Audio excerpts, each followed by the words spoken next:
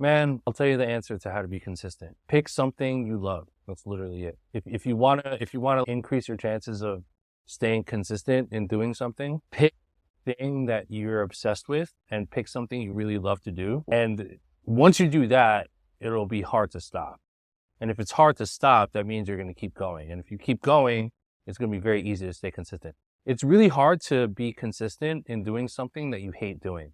Now, there's a caveat to that, working out, right? Most people dislike going to the gym, whether it's like the treadmill or lifting weights or whatever. And if you notice, a lot of people that consistently go to the gym are either like genuinely passionate about it or have the discipline and willpower to continue to do things that they just don't want to do, but they power through. So those are the two options to being consistent. You either have to pick something you love to do, so you just keep doing it anyway, or develop the discipline to power through something you really don't want to do, but you know is good for you. You know that if you keep doing this thing, you're going to have progress and it's going to be good for you.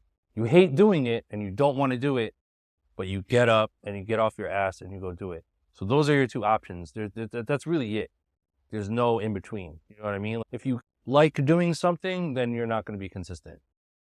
Because at some point, you're probably going to either stop or lose consistency and you're just going to fall through on what you're trying to accomplish. And look, listen, I'll give you an example. If you love playing video games, are you consistently playing video games every day? Probably. It's funny how easy it is to do something you love. Yet, if there's something you hate doing, you come up with a million excuses, right? Oh, I hate going to the gym, or oh, I'm tired, or oh, I had a bad day, I don't want to go to the gym, or oh. And look, I should speak for myself because I need to hit the gym more.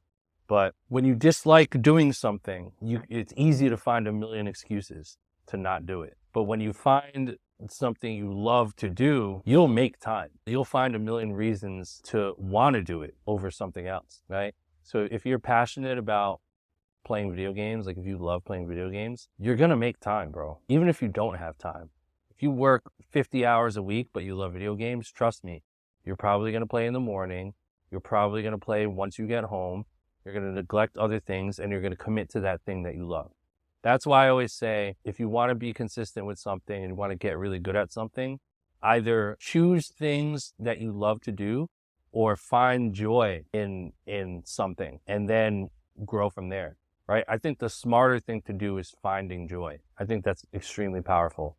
When you don't really like something at first, but you find a way to program your brain to find joy and happiness in that thing, then you just crack the matrix at that point. You're like, damn, imagine this. Imagine most of us hate going to the gym to lift weights, right?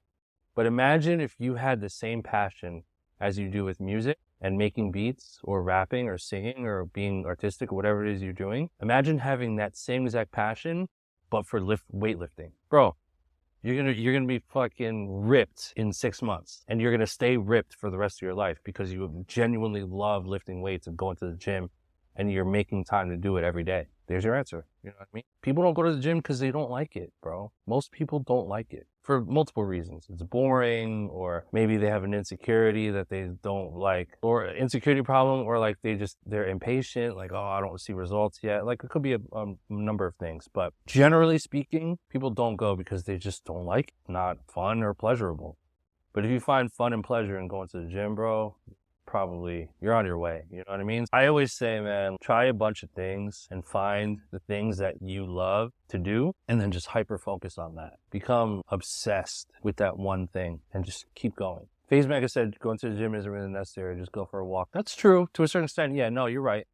Going for walks is everything. Like I need to do that more, honestly. Like one of my goals for 2024 is to do more walking and do more grounding, like grounding.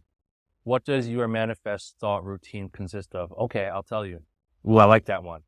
So how do I manifest and what am I thinking about when I manifest? How do I manifest? So I'm going to give you guys the trick to manifestation, right? Okay.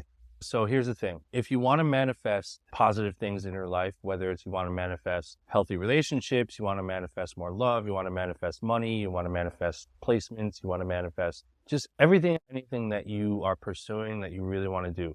Here's a few hacks for you that I do that might probably work for you. Number one, Okay. Take a piece of paper or a notebook and write down. So you can do it this way. Write down 10 things that you want to accomplish. 10. Like, I know that's a lot, but write down 10 things you want to accomplish. And then the second part of it is write down 10 things that you love about yourself, right? So the key there is to become more aware of your relationship with yourself. And the goal there is to increase awareness, but also self-love, really putting energy into self-love. Because once you have self-love, everything else just becomes easier. Life becomes so much more enjoyable and joyful when you have self-love. And there's this misconception that, oh, self-love is like fucking whack. It's just like you're into yourself too much. It's people that don't have self-love say that. You know what I mean? Bro, trust me when I say self-love, bro, is just gonna make life so fucking enhanced. You're gonna be able to, your manifestations increase, your music gets better, art gets better, your relationships get better, the people you work with get better, those experiences get better. Everything, just life is just elevated when you have self-love. That's the first thing.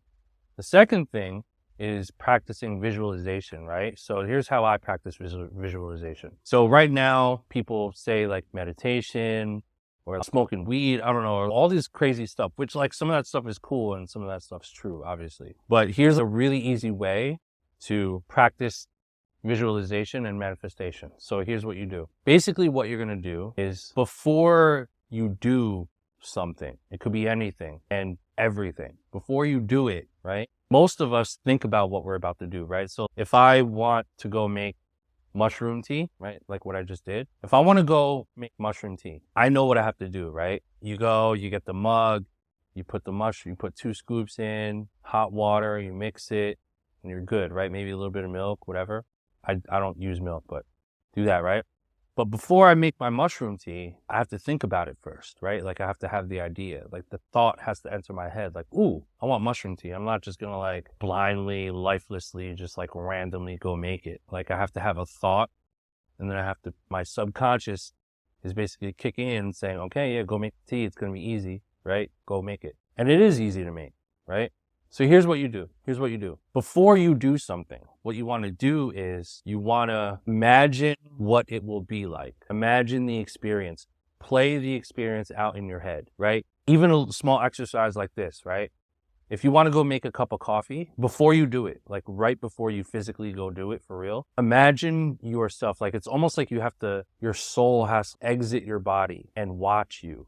Almost like there's a camera on you. And you want to watch yourself get up from your chair, walk over to the coffee machine, brew the coffee, right? Take the mug, pour it, do whatever it is, whatever process you have for making coffee.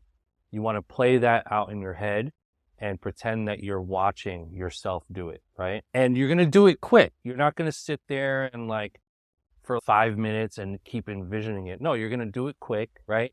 And then you're going to, after you've watched the scene of whatever of that action, then you go and physically do it, right? And you want to try to do that for everything, right? So even for instance, today, right? It takes me about 30 minutes to get to the studio, right? I live 30 minutes away from where my studio house is. And there's this street that I absolutely love, right?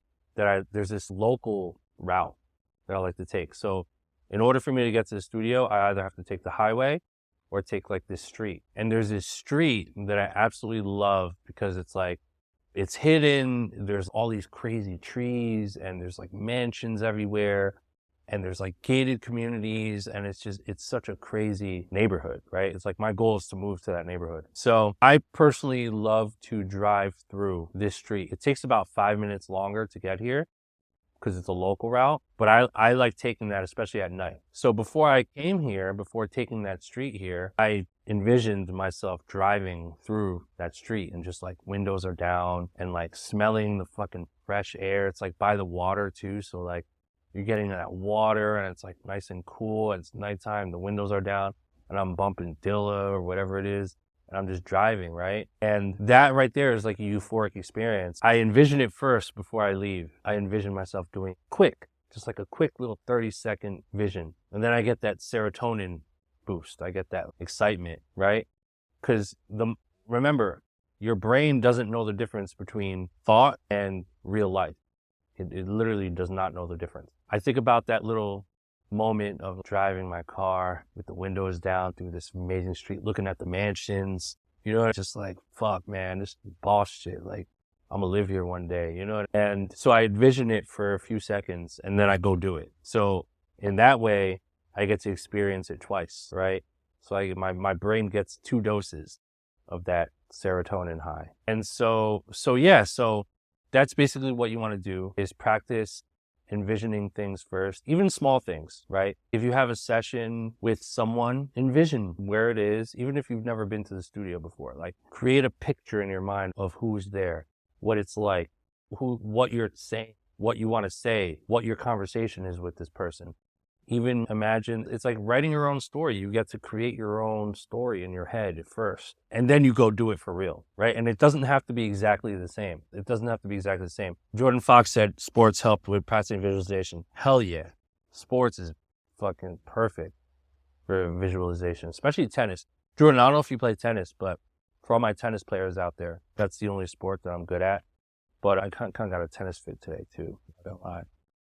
I just do this shit on. With tennis, visualizing is everything. That's going to get your brain going, because what you do is you have to envision where the ball goes. Literally, before you physically do the motion, the moment right before the ball gets to you, by the time once the racket hits the ball from the other person and the ball on its way to you, you're already in a split second. You already have to think about, okay, where's this ball going to go? Where am I going to hit this ball back? Am I going to go here? Am I going to aim over there?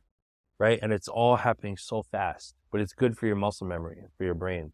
So once that ball gets to me, I visualize where I want to put it and I hit it toward that direction. But yeah, you're right, man. Sports is really helpful for visualization, for sure. Yeah, those are just really easy, free, quick things that you can do. And if you start to get in the habit of visualizing things before you go do them, even going to the store or small shit, that's not that exciting. You want to train your brain. You want to practice. You want to create more neurological pathways in your brain before you actually do them, right? Lately, I've been putting my daughter to sleep at night.